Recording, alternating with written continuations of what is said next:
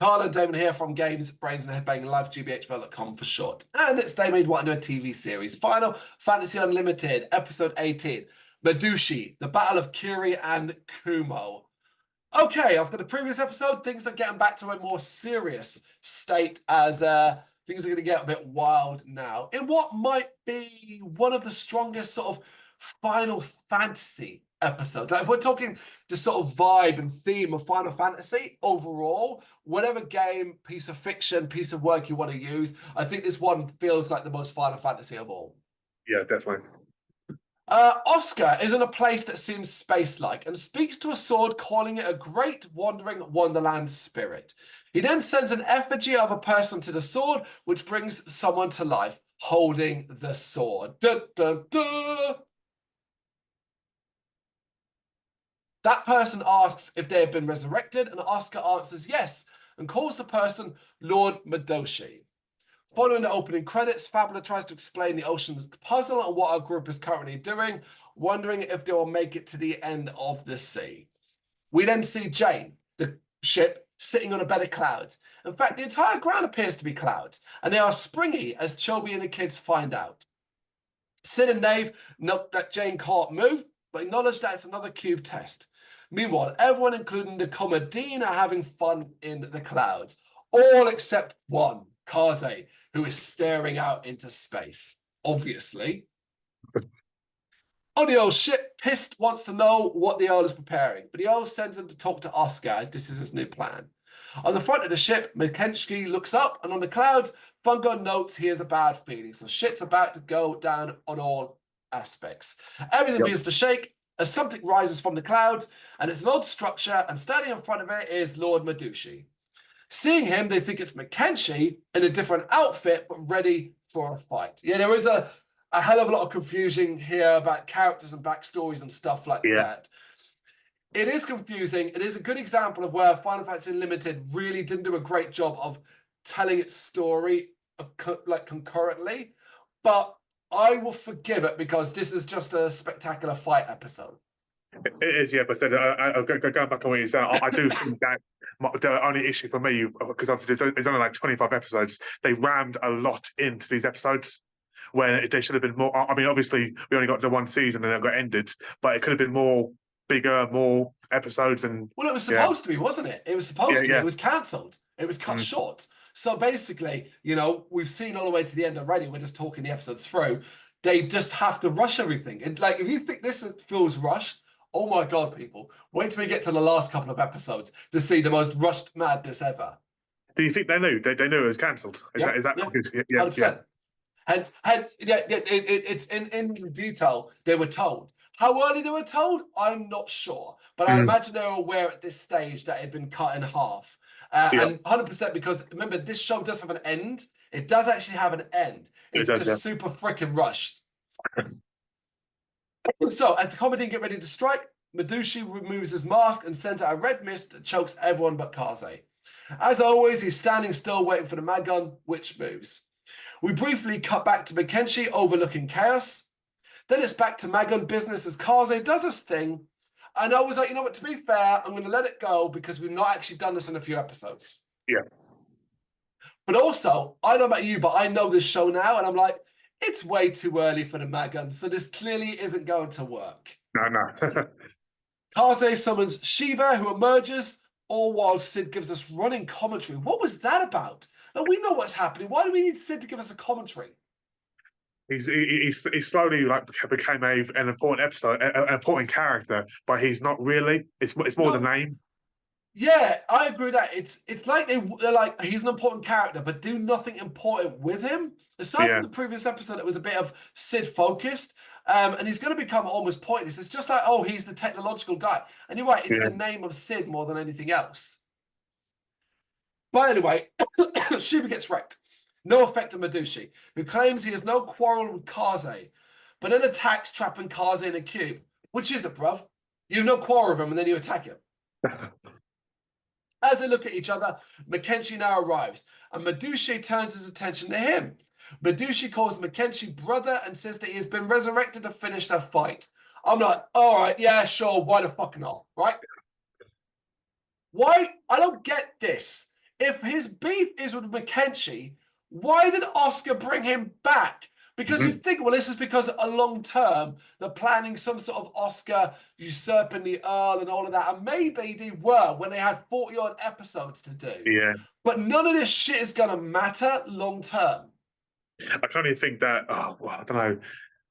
I don't think how I can say it without doing a major spoiler. No, actually, it's not really a spoiler. I mean, I can only think that he doesn't trust Kaze. Not Kaze. He doesn't trust Potentially. Right. Yeah, Right. Yeah.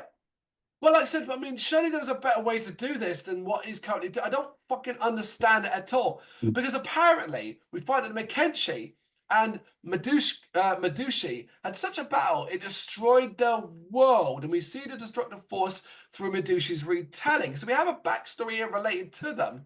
But how does that relate to this? And why Madouchi's been brought back specifically?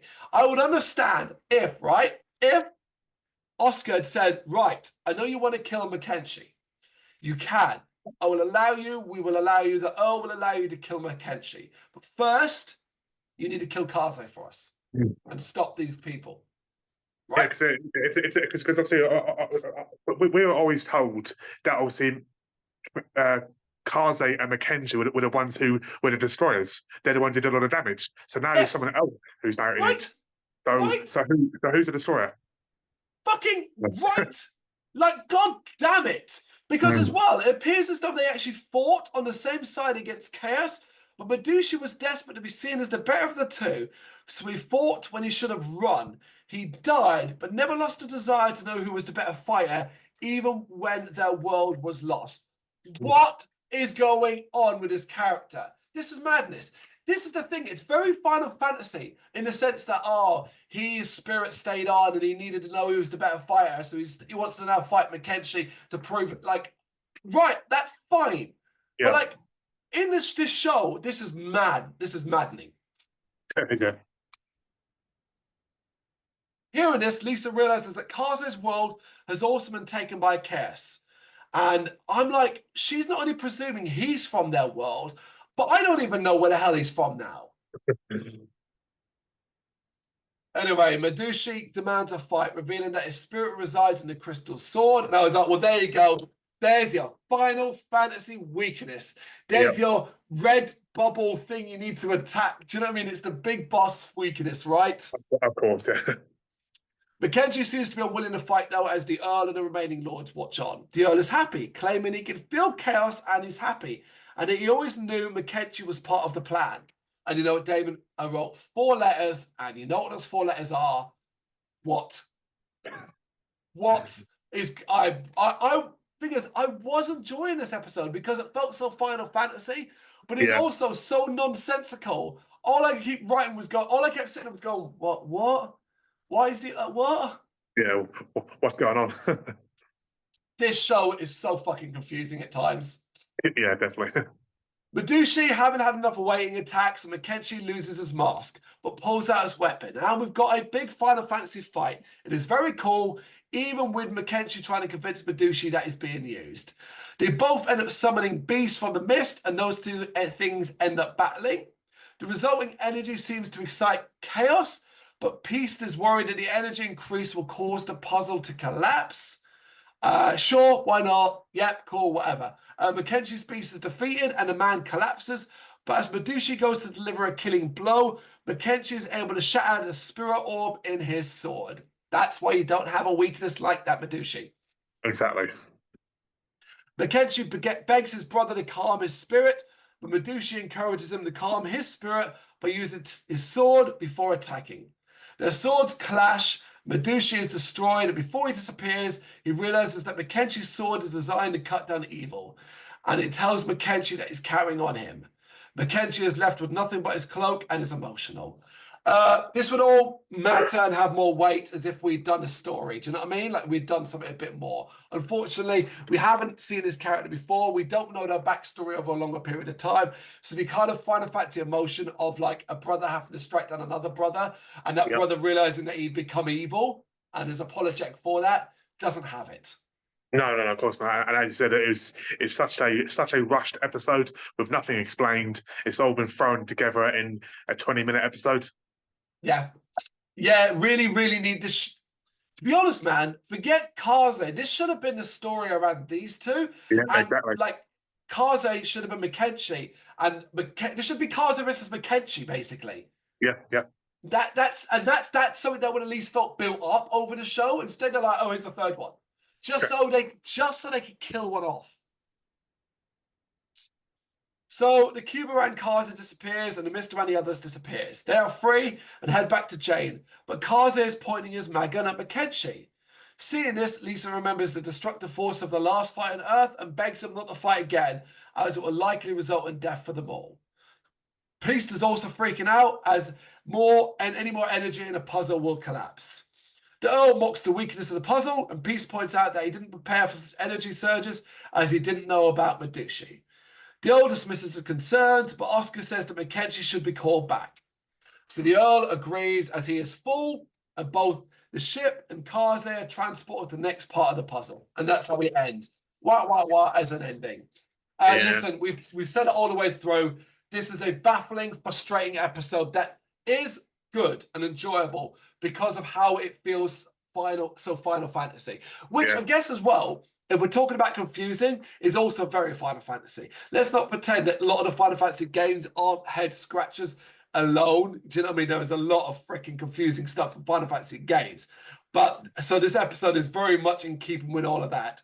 The thing is, right, as good and enjoyable as this episode is, there's far too much wrong with it to be a recommendation, like as a standalone watch or anything like that. They could have done this so much better, basically. Yeah, definitely. Yeah, I mean, so it seems to be a running habit with the show is that you'll have a good set of episodes, then you have a bad episode, or well, not a bad episode, but an episode which completely throws off. Even with like the explanation from Fabula, which it still doesn't justify it as a story. Yeah.